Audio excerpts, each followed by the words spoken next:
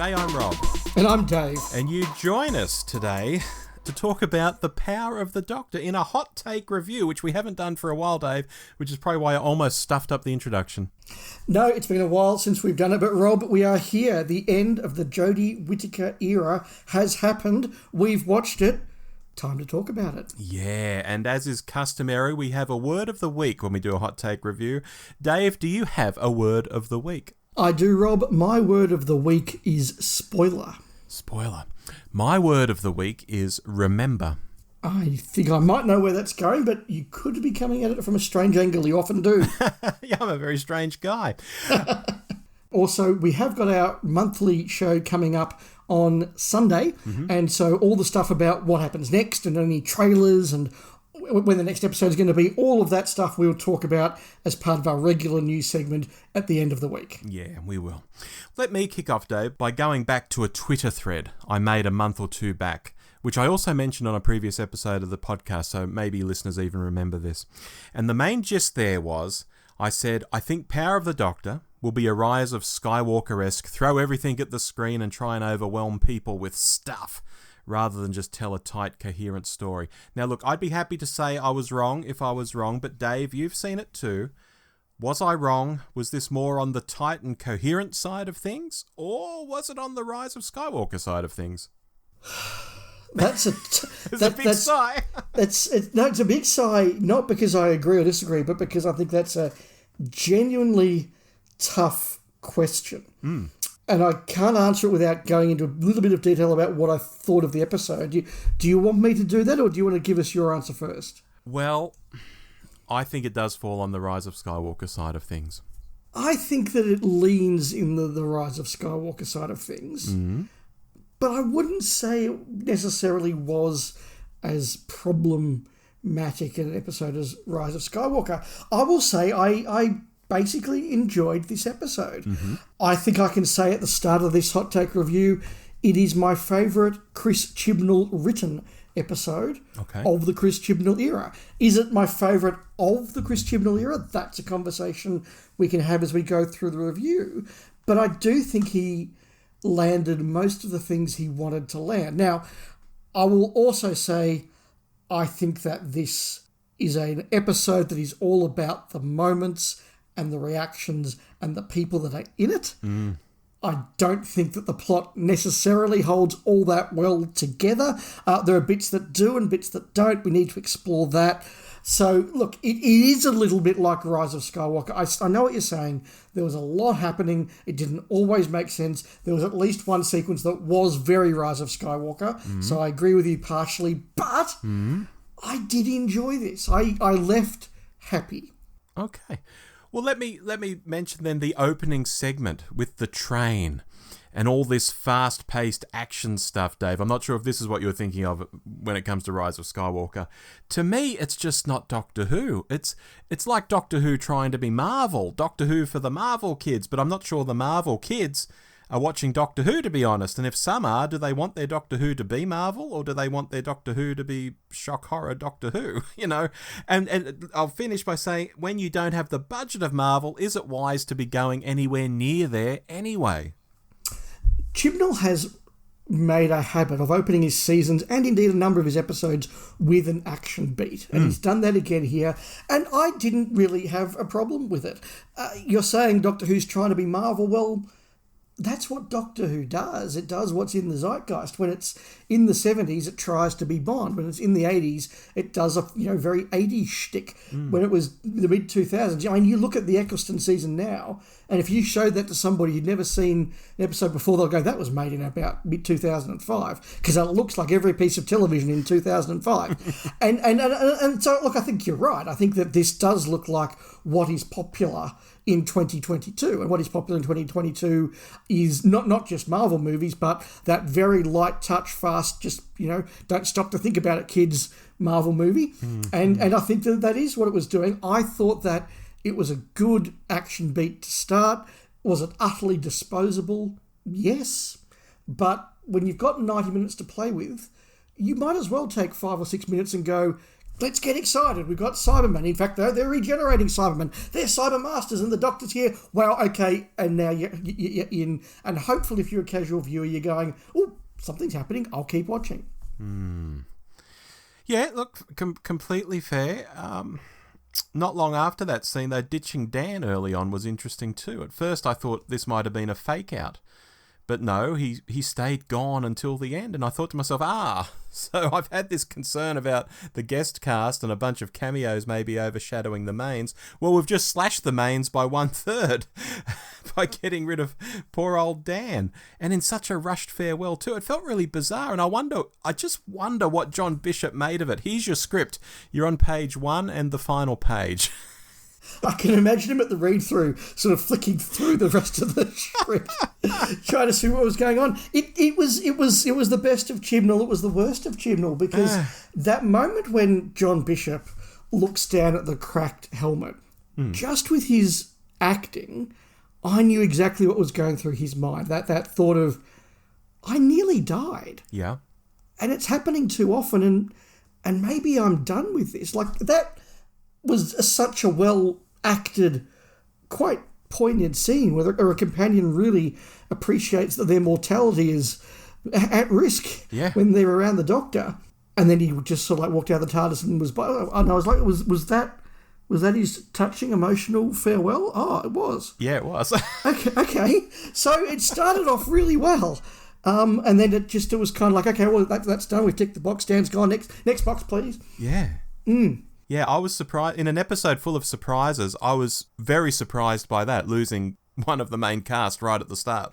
And in an era of the show that really does wallow in the emotional moments, the fam and we're going to teach Ryan how to ride a bike and I've got cancer. Like, it's all about that stuff. To not get even a little bit, goodbye Doctor, it's been fun or whatever, was quite surprising. It did, you're right, solve a plot problem in that it just took another companion out of the saga. And look, maybe John Bishop didn't have the shooting time to do a full 90 minutes. I don't know. Oh, maybe.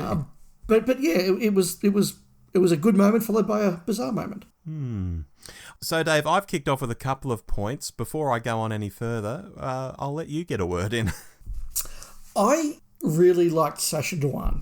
Yes. I thought that he was a big part of this, and he put in a really good performance. Now, I've always liked Sacha Dhawan's Master. I've always thought it worked well. Rob, you've been a bit ambivalent on Sacha Dhawan's Master. You've liked it sometimes, but been very put off by it other times. How did he go for you?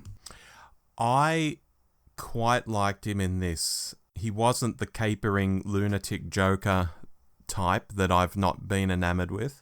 But at the same time, he wasn't right back in that, I can't remember the character's name, but when he was in disguise, when we first saw him in the series, and he was playing it very straight. He wasn't sort of back there. He was somewhere in between the two.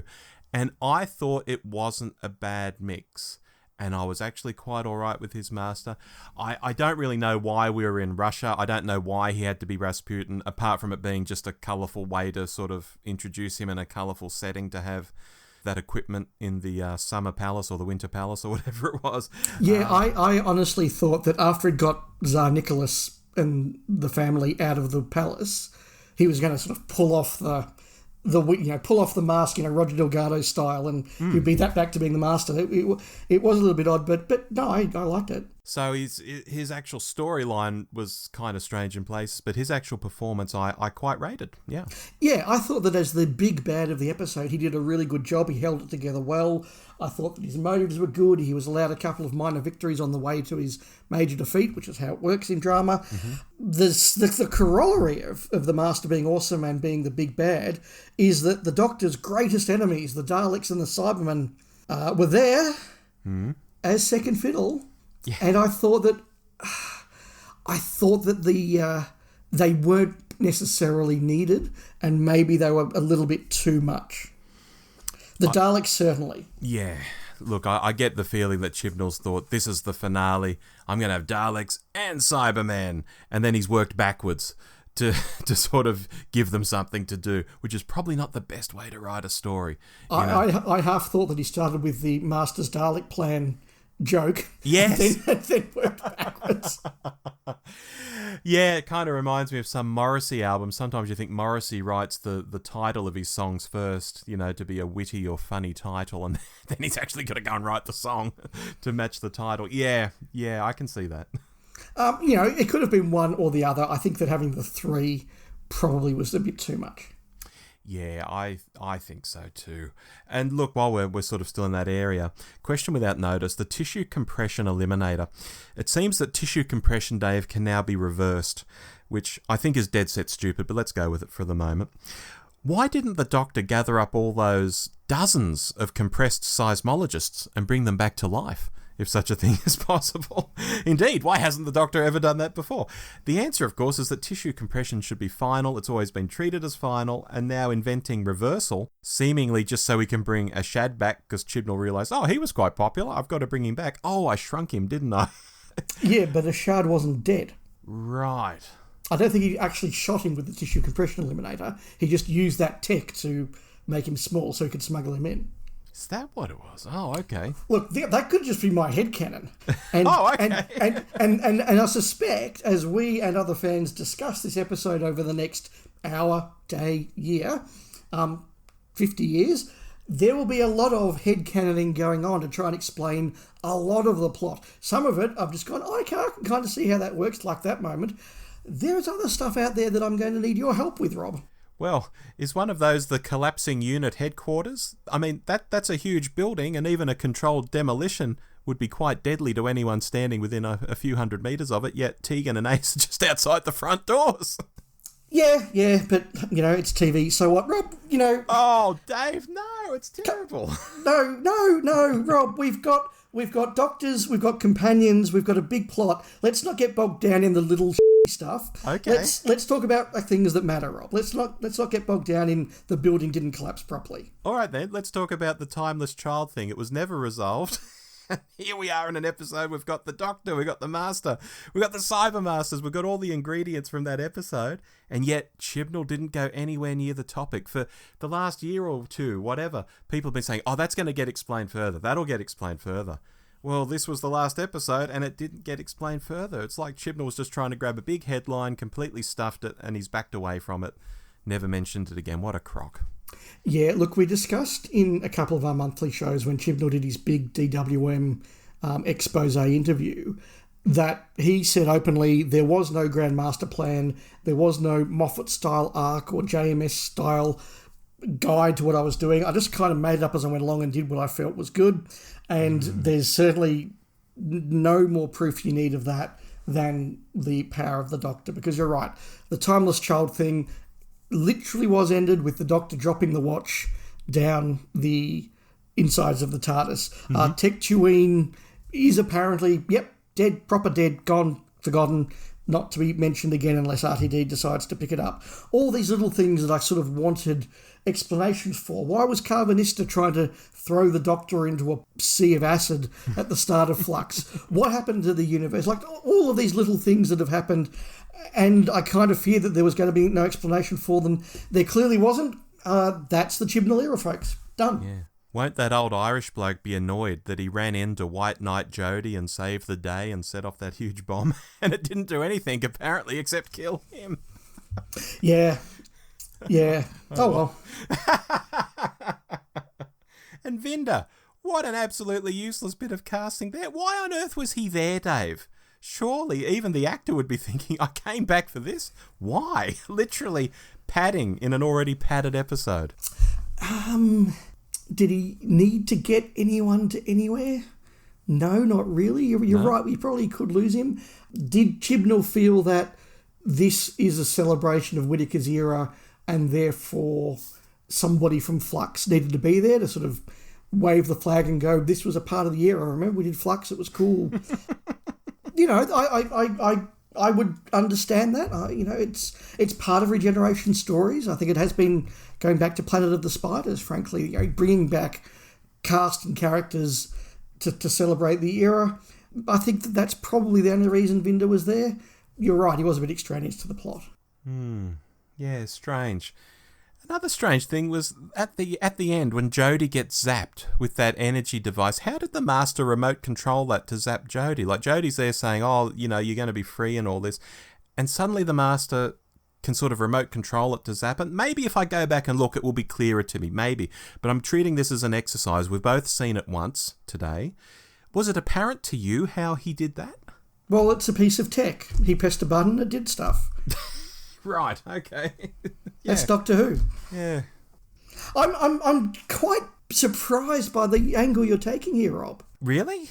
Really, you seem very hung up on trivialities. It started early in the episode where the Cybermen come into the ship and the soldiers or whatever they are, the ship crew are fighting them. They knock them out pretty easily. They go down like chumps. Then they start regenerating. One of the soldiers is like, "Oh, they're regenerating." And I was like, how does this guy know about regeneration?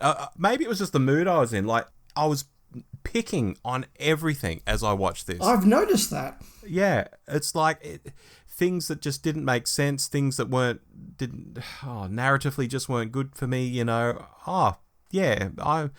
People might be surprised when they hear my score, but okay. Yeah, I was nitpicky on this one. I've noticed that. So look, we're 15 minutes into a hopefully half-hour episode. Let's pull back to 30,000 feet, Rob. Sure. Let's accept that there are a lot of things that you were picking on, and we'll take that as read. Let's talk about some actual big things. Okay. Tegan and Ace came back. Yeah. I know you were very worried in the lead-up that they would either be wasted or it would be trivial, or it wouldn't be done. How are you feeling having watched it? They were used pretty well. I thought so too. Because they weren't teamed up with the Doctor and they sort of had their own little bits to do and then we'd leave them and jump to something else. Now, I don't know how much of that was planned because it does seem to be a Chibnall thing to jump from here to here to here and have big names of cities come up on the screen and what year it is and all of this. But it did work well in regards to their use because I don't think they were overused, but they were in it enough. Yeah, I think it proves in some ways the theory that I've been espousing basically through the Chibnall era, which is that the problem with having multiple companions is that there's only so many lines you can put into 50 minutes of television. When the show is 90 minutes, there are more lines to go around, so everybody can breathe a bit more.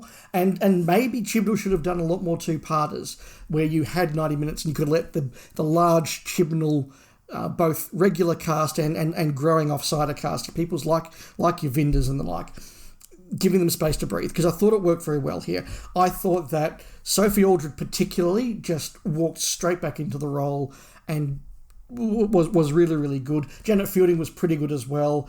I thought they both got their moments to have their bit of plot. They both got their moments to react to the Doctor differently, and that was really good. They both got moments with their doctors, and they were really, really nice. I know that some fans found them particularly touching, particularly the Seventh Doctor and Ace, and I get that. There are a few little references to the Virgin New Adventures there, and I thought that fitted in well. So I thought they were two really strong positives from this story. Yeah. Yeah, look, I concur with that, in particular Janet. Has she been acting at all for the past few decades? I don't think so, because she went off to become an agent fairly soon after Who, didn't she? That's right. So, particularly for her to step in and do some acting, I thought that was very good. Yeah, I thought so too. I'm not quite sure I bought the Doctor's reaction to meeting them again, but maybe, as I've said before, maybe part of the 13th Doctor's character is that she is a bit of a dick and doesn't really know how to react well to people and just actually isn't a great person. Maybe that's part of her character, and that's what we saw here. I touched on it just before, Rob, but look, biggest thing, surely. Biggest thing. Past Doctors turned up. Yeah, how about that? Were you expecting it?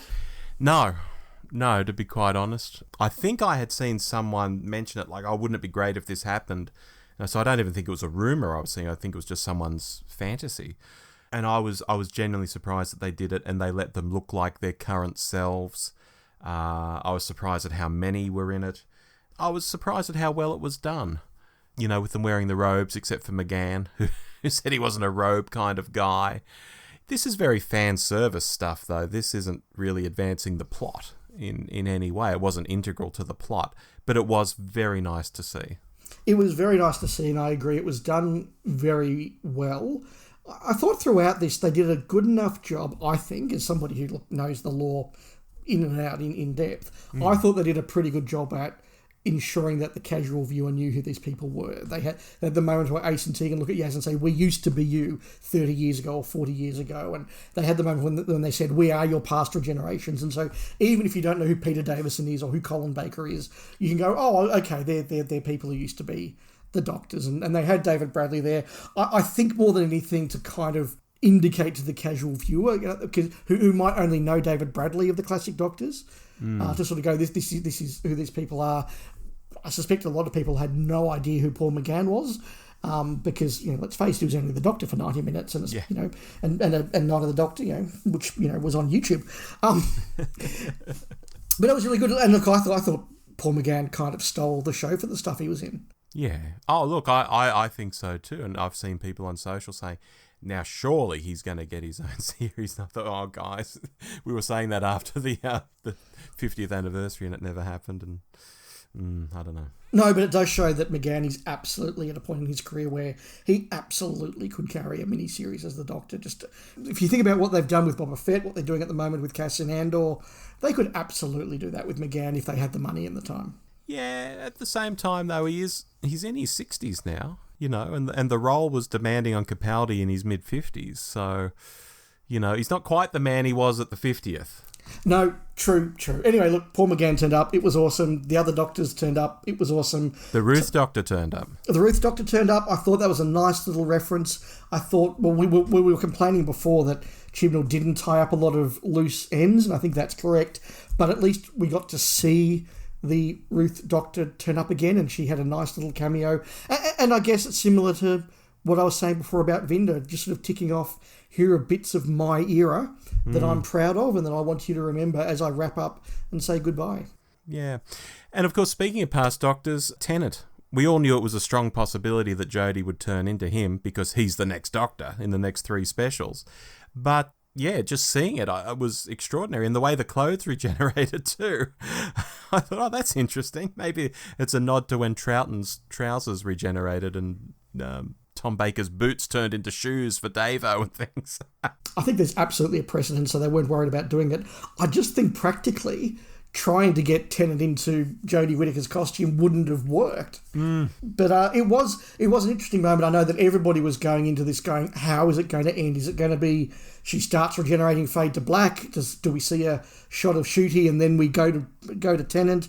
In the end, she went straight to Tennant. He did the what thing. Probably the most predictable. If you asked me to put $20 on the table, what would happen? I would have said she goes straight to Tennant and what.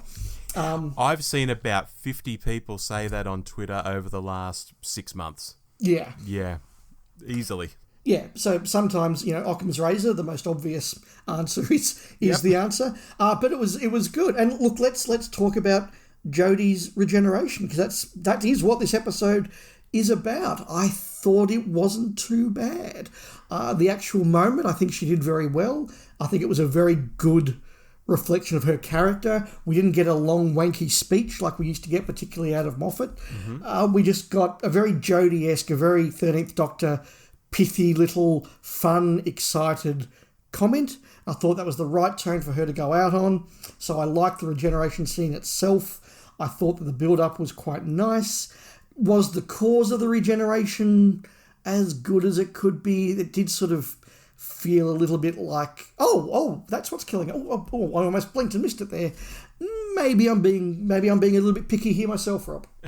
Well, she took a bit of a hit, but then she was just having a snooze in the TARDIS, and apparently all those people in the TARDIS were so unconcerned that they just went home and just left her to it. And then she ditched. Yeah, so Tasman, not a thing. No, more seriously, I think it's a construct of RTD wanting to start with a solo Tennant and the TARDIS. They had to get rid of all those people somehow, so it felt, when sort of a bit behind the curtain, it felt a bit forced. Like, oh, they've had to clear out the TARDIS, they've had to get rid of Yaz. But yes, the moment itself, standing on the cliff top, there was a bit of a rainbow in the sky, I think, and her just enjoying the sunrise. It's a bit cliche. you know, in the Rings of Power, Lenny Henry's character, the Lord of the Rings series, he was dying and he wanted to see the sunrise. It was very convenient that the sun then came up about 30 seconds later, but I digress. It's a cliche, but it's nice. Yeah, I thought it was a nice moment. I thought it was a good way for the 13th Doctor to go out. I was happy with that. Yaz, you raised, I thought Yaz actually had a pretty good episode. She actually got to do some stuff for the first time, I think almost in the era. We got to actually see her do it on screen, which was a good, strong bit for her. Her farewell was, I think, a bit perfunctory.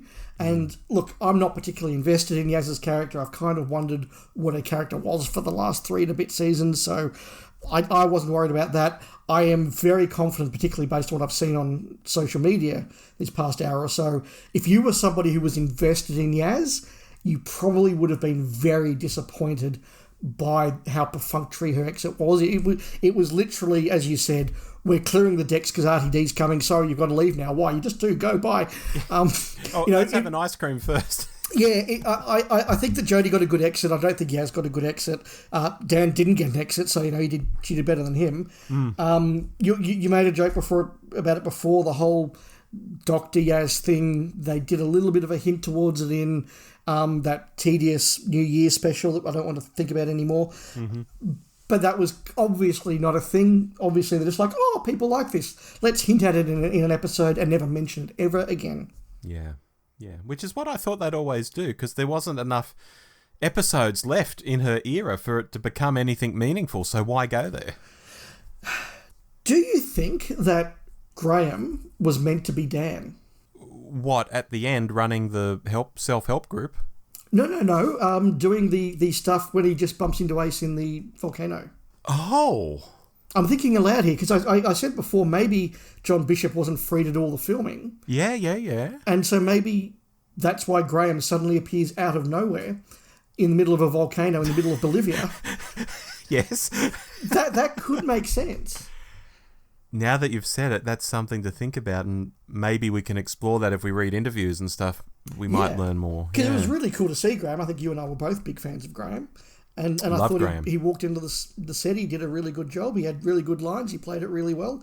It was just very, very, very odd that suddenly Graham was there in the middle of the volcano that the guys in Top Gear drove over in their Bolivia special. Mm-hmm. But, in an episode where so much of it didn't connect and so much of it didn't need to be there and so much of it was a WTF moment, it was kind of like by that stage, oh yeah, sure, Graham's turned up in a volcano. Why not? Why drink? Not? Yep, absolutely. And that sort of brings me to my final general point, which is I've said that most of the beats of this story more or less worked. Certainly better than Rise of Skywalker. There was stuff like where they unregenerated the Master, and I've gone, okay, they're taking the regenerative power from the cyber dudes and they're using it to, I can add that together, that's fine. But by the time we got to the last act and we're going back and forward and this is doing this to that and now we have to go to this to do that, I was kind of like, you know what, I'm lost. I'm utterly lost. I think that Chibnall might be as well. That's okay. I'm just going to roll with it now. It's Chibnall. I'm used to it. I'm inured to it. So yes, that some of that last 5 or 10 minutes did kind of totally just sort of fall apart for me. Even stuff like, I think that the energy spider creature had the power to escape the whole time, but just needed the Doctor to tell it it did. Yeah. It was weird. Yeah, so look, that's where I thought the plot did kind of fall apart just under its own weight. But I think by then Chibnall didn't even care about the plot. He's just like, beat, emote. Let's just keep hitting them. And then we get to the regeneration. We can all go home. This is what Rise of Skywalker syndrome is to me. The bigger and more bonkers you go, it just doesn't matter what happens because you just keep moving forward and doing bigger and more bonkers things. And people who are into it are just going to say, this is amazing, this is brilliant, and they're just going to go with it. And people who aren't, well, they were never into it anyway. Yeah, so look, I do agree with you, but all I'm saying is that it was really only in the last 10 to 15 that I felt that happen. And until then, I was kind of keeping up with everything okay. Sure. Should we go to the sports desk? Yeah, I think we should. Okay.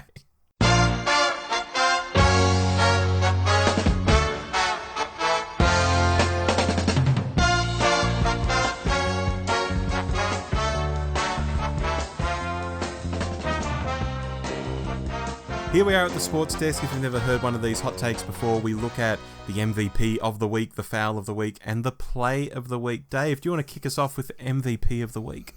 My MVP of the week is going to go to Sacha Dhawan. I thought that he gave an excellent performance. I thought that he held together an episode that was packed with a lot. I mean, it really was packed with a lot. And he was the narrative thread and the performance that kept the show on the road. He was a good and worthy villain. We were told in the lead up to this that it would be a Reichenbach Falls type finale. And look, to the extent to which it looked like neither of them were going to get away from that planet unscathed, and that it was this sort of final battle between two equals worthy of each other, I thought that worked. Dhawan delivered it, so he's my MVP. Snap. There you go. Yeah. The capering lunatic Joker-like master, was really toned down, as I mentioned earlier, and I felt he was giving a more balanced performance. It was still jokey, it was still quippy in places, and he sort of did a half caper, It was fun. Yeah, exactly. It was fun, but it wasn't too over the top. So, compared to the rest of the cast, I think Sacha just has to get the chocolates this week. I really enjoyed him. Yeah, likewise. But look, honourable mention to Jodie Whittaker. I think in her last performance there were some really good moments there, and certainly her last 5 minutes I thought were really impressive. And as somebody who hasn't been a Jodie hater, but she's not one of my favourites either, I had a little bit of a lump in my throat as she left. So mission accomplished. And I know that people who were huge fans of Jodie's Doctor did really feel the emotional moment in the heart for that. So I think it worked well. So honourable mention there. All right, foul of the week. I'll take lead. Please do. I think the story was incomprehensible as a whole. In the moment, in bite-sized pieces, it was like, okay, I understand what's happening here, and I understand what's happening there. But trying to put it all together, it just seemed a very messy way to have Daleks and Cybermen and the Master in the same story. And I didn't feel the overall threat seemed that interesting, and I didn't feel the Doctor ever really, truly felt in danger. There was no Legopolis-like sense of doom hanging over things. It was just like any other adventure. And then at the end, Jodie's like, oh, I've been asleep. Oh, everyone else went home and didn't hang around to see what happened to me. Oh, well, I might regenerate. Well, let's have an ice cream first. It was very gentle, aside from perhaps dropping Yaz off and saying, see ya, without even a peck on the cheek. You could maybe hear the wails of Tasmans across the planet when that happened, Dave. But, yeah, on the whole, it was just a story for me. And I've seen some people on social saying, oh, I don't watch these things for the story. And I was like, oh my God, what are you saying? Give me a break. Fair enough. Not sure I agree with all of that, but that's okay. It's your foul. My foul of the week is something that I mentioned earlier, and that is the failure to really wrap up the themes and the ideas and the arcs of the Chibnall-Whittaker era. I think that this did do a good job of being a fun adventure. It did do a good job of showing us a lot of things that were part of this era, but I think perhaps it did reflect on itself as an era by completely failing to give us closure and wrap up on stuff like the Timeless Child, on a lot of these little ideas that have gone all the way through, and I thought that is a great shame, and it could have been stronger if it had done that. Okay. What about your play of the week, Dave? My play of the week is a moment that hasn't been mentioned yet, and it is a moment that is my play of the week because I am a sad fan who grew up loving the classic series, and that is seeing Ian Chesterton again, particularly in that room full of those other companions. I was impressed to see Ace and Tegan again. I thought that was great. When they had Mel there and when they had Joe Grant there, I thought, yeah, that's really nice. That's lovely. And then when Ian Chesterton was there, from my favourite era of the show, a guy who first performed this role in 1963. I just thought that is a wonderful moment. I'm usually cynical about this stuff, but that really, really tugged on the heartstrings for me. It hit me in all the right places, and I just thought it was the moment that, for me, it emotionally hit home. Okay, we have a similar play of the week, Dave, because my play of the week is the use of nostalgia. Yep. Now, this is something that could go horribly, stupidly wrong, and done wrong, it could have easily been my foul of the week. I would have called this out straight away. and I'd be sitting here tearing shreds off it. But I feel it was well done. The Doctor meeting Davo and Colin Sylve McGann, that was well done. We got doctors who look old into the mix for the first time, without it feeling too odd. Tegan one-on-one with Davo, Ace one-on-one with Sylve, and a bit of closure there, which I think you were hinting at, with regard to the new adventures and things like that. And the scene at the end, yes, with Ian and Mel and Joe thrown into the mix. It felt in-universe. It felt like something that would actually happen. People coming together. It's sort of like an Alcoholics Anonymous to talk about something that only other alcoholics understand, or other time travelers in this case understand. Yeah. A line from Bonnie would have been nice, but you can't have everything, I guess. It just felt natural, and nostalgia, I need to say, is a little different to something I'm going to talk about when I get to Word of the Week. This nostalgia was fluff. It wasn't the plot. Fair enough. Shall we do our Words of the Week? We should. Dave, do you want to go first? My Word of the Week was spoiler. Yes. And this is going to lead into my summing up of my view of Power of the Doctor. This is an episode that I think for a generation of fans will be their 5 Doctors. If you are somebody who grew up with the Jodie Whittaker era and she and her Doctor particularly meant something to you, this will be your 5 Doctors that in 40 years' time, in 50 years' time, when you're cynical and doing your brainwave podcast, whatever they have in those days, you'll be looking back and going, oh, Power of the Doctor. It's like a comfy pair of slippers. The thing that, though, about it is that a lot of it hangs on those spoiler moments. A lot of it hangs on, oh my God, there's Paul McGann. Oh my God, there's Ian Chesterton. Oh my God, Vinder's turned up. Oh my God, the Master's doing this. It's hinges on that spoiler factor. For those of us who are watching it as just another episode in another era, will it hold up on continuous viewings over the years, or will you go, yeah, I know they're in that. What are they? They're not doing anything. And is it going to live by its spoiler moments? I think that if this was your era, it's your 5 Doctors. If it's not your era, once you know the spoilers, it might not actually hold up to that much. But going in not knowing the spoilers, they were wonderful to have. I would say in quick reference to that, I can still watch Day of the Doctor, and when you hear Tom Baker's voice and he comes on, that scene still gets me. But I think it might be a very well-written scene, not just some people sitting around on chairs saying one-liners. And it's Tom Baker. And it's Tom Baker, yeah. Look, and I'm very willing to say that maybe in 10 years' time we will go, you know what, it does hold up very well. But this is our hot take reaction. My hot take is that when you know the spoilers are coming, it may not be as good. Fair enough. My word of the week was remember. Now, have you seen the Member Berries episode of South Park, Dave? I have, yes. You have. Where for our listeners at home, these grape-like things are always referencing pop culture, like, remember the Millennium Falcon? Remember Wedge? Like lots of Star Wars stuff, lots of pop culture stuff. And they slowly get more sinister, but I won't go down that rabbit hole.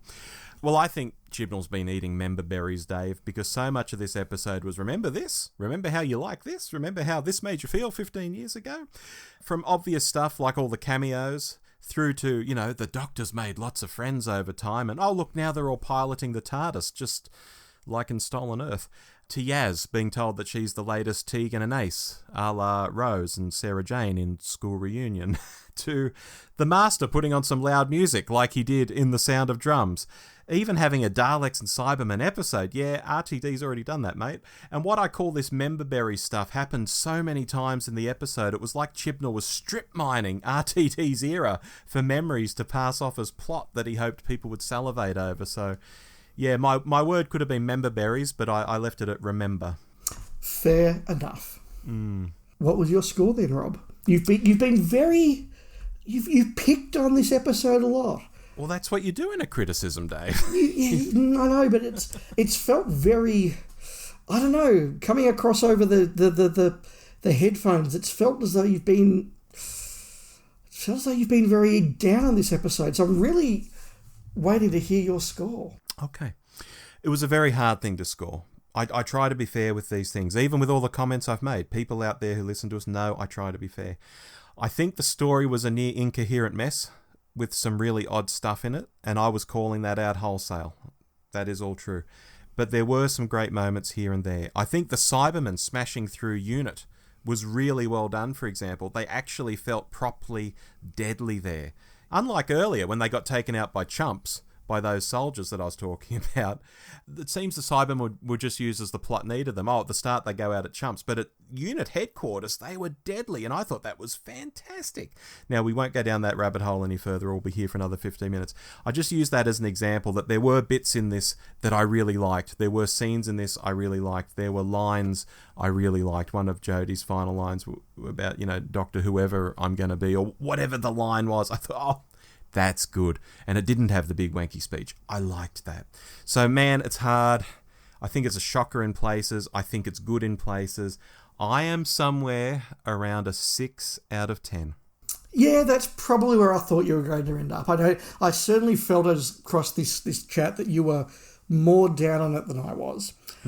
I enjoyed the episode. As I'm watching it, I was being carried along by it enough to not be clenching my teeth together when there were these bizarre Chibnall-esque moments. The nostalgia and the adventure and the fun and Sacha Dhawan and all of these little things carried me through a strong 90 minutes. So I left with a smile on my face.